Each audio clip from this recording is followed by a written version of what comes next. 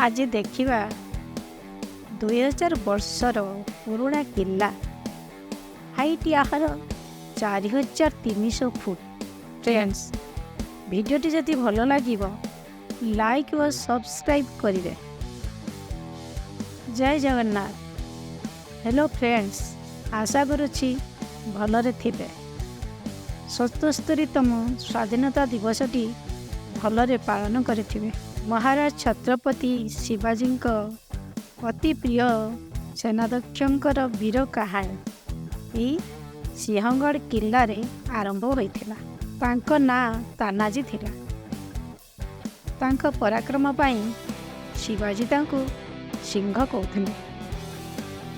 सेथिपाई एई किल्लार नाम सिंहगढ़ होइछि। पार्किंग रे गाड़ी रखी 2-3 किलोमीटर चढ़ी ऊपर को जीवाकू पड़िला। राइट साइड रे थिला तोपखाना। यहाँ पर देखा मिलला घोड़ा रखिबा स्थान। ए जगहटी मौसम रे एते सुंदर देखा जाउछि जे मु निजे फील करुछि। सत्रे आपण मानकु कहि पारुनी।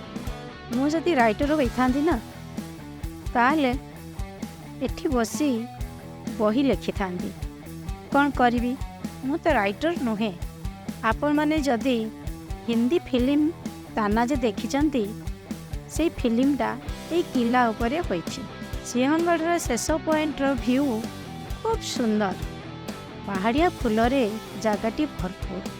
मु फूल तोड़ा बनाई भसा बादलर मजा नेउछि।